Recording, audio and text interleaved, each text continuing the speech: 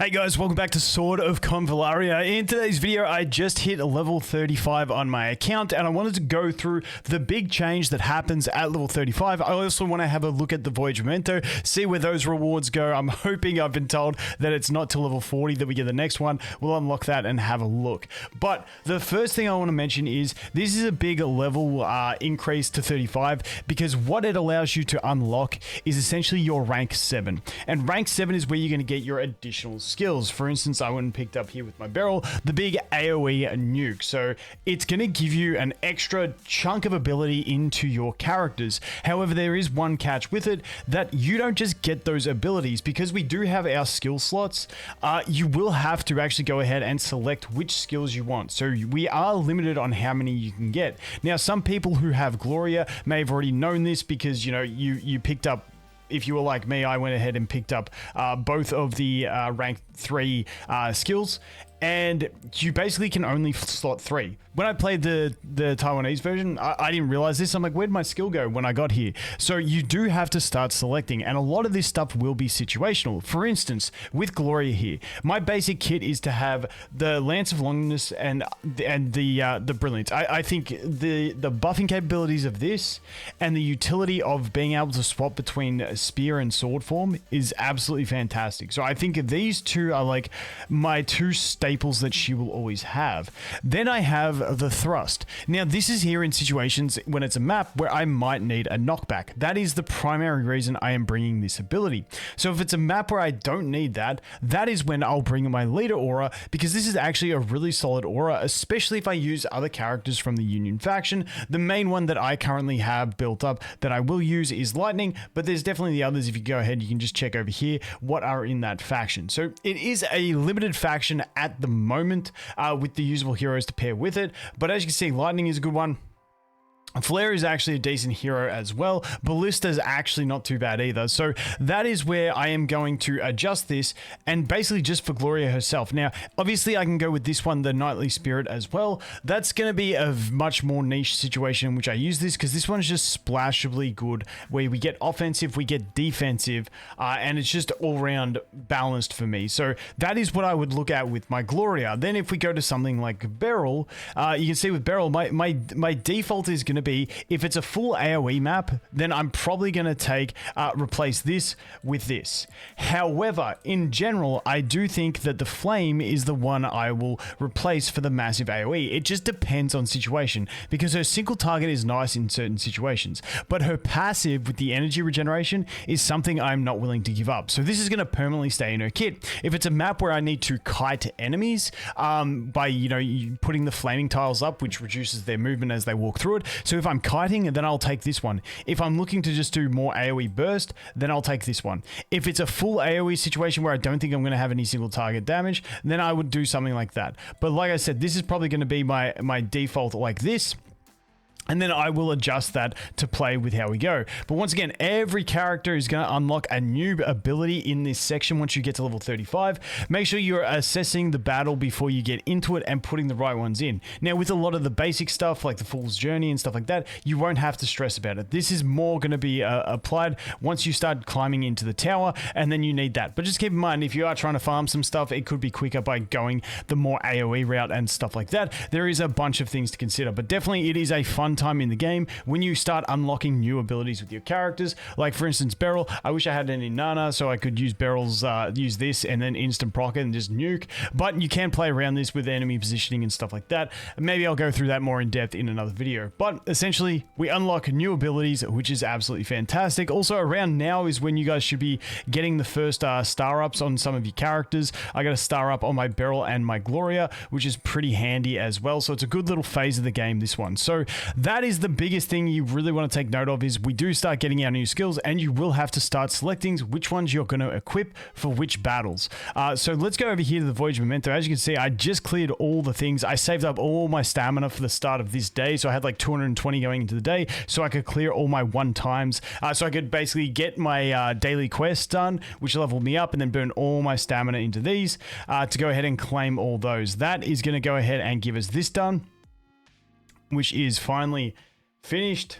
Once again, we get our rewire copy the extra dupe, so that's going to be a star up in her, and we're heading into the next phase. Now this is what I am really curious to see what this phase do. We are still on the epic gear, still no legendary gear in this thing. Hey, that's pretty good. That's pretty good. We get an extra 450 experience. That's a nice little boost. Okay, this is really nice. This is really nice. Once again, they've done this pretty well. It's a 3-level increment. I believe that. Let's just go and claim everything that we have here. Cool beans, cool beans. Boom, straight up to 36. That stamina that I burnt to get those things done. So these ones, the developed ones are all we have to do. And literally all of these are doable. At least 2 destroy characters to rank 7. At least 2 berserk breakers to rank 7. Dude, we are cooking 12 characters, so it's only getting to level 38, and I just hit level 36. So another few days, 2 to 3 days, and we will be through this one as well. I'm curious to see when this bad boy starts giving us some legendary gear, because dude, I finally got a legendary bow, but it's like the fake L only bow, and I don't know if I want to build it up. And I need a spear so bad, so we'll have to see. But that isn't too bad over there. And now that's actually the other thing that this enables me over here is now I should be able to try and push through into these as well and maybe start clearing these level 7s. This one, I think I got the boss down to like 20% HP when I was trying it at like level 33 or something, or 32. So probably now I might be able to actually get this boss down. We'll have to wait and see. I'm not too sure if it will be effective, but if I can get him down, that is going to be huge and a great assist for me with that one. So that is what we're looking at. Like I said, level 35, pretty good times in general. You get back into the higher resources, which we also do unlock, I believe, the capacity for the next tier of the talents. Now, I haven't farmed the talents enough, so we do have to get to gold. So this is where, and still, I've been still doing first clears because I've been working on all those gear ones as well. I haven't actually done much farming of stages, and I think I'm into the stage now where a lot of my stamina outside of the first clears outside of the daily bonus, so obviously crossing worlds. I haven't been doing these for the extra rewards, but I have been doing everything else, doing the gear one, doing this one, the experience, and obviously doing this one as well, the memory retrieval. But now I think I may start dumping some excess stamina into this one because I think I've done all my first clears and I am bricked on Fool's Journey until level 37. So I think that's where I'm going to dump it and try and get my talents up a bit more. Let's see if one of them is actually closer than this. Okay, silver. We're almost at gold with this one. So let's go ahead and do this. Boom, boom. Okay, so we're in gold now. We're in the range of gold, which means now we've unlocked these. Okay, that's requiring level 40. So these ones, which are our new skills, inflict sleep on all enemies within 1 tile around the target, lasting for 2 turns. Dude, that's going to be a sick one. And that's only a 180 cost, but it is a 4-turn cooldown.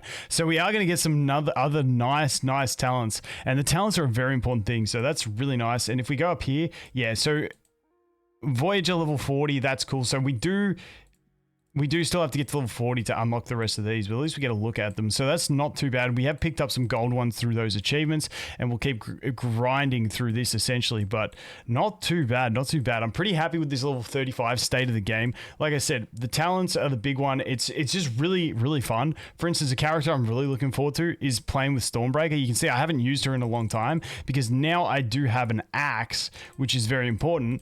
But not only that, let's see. You guys can see, like, dude, I went from no axe to 3 axes in the span of absolutely 0 time.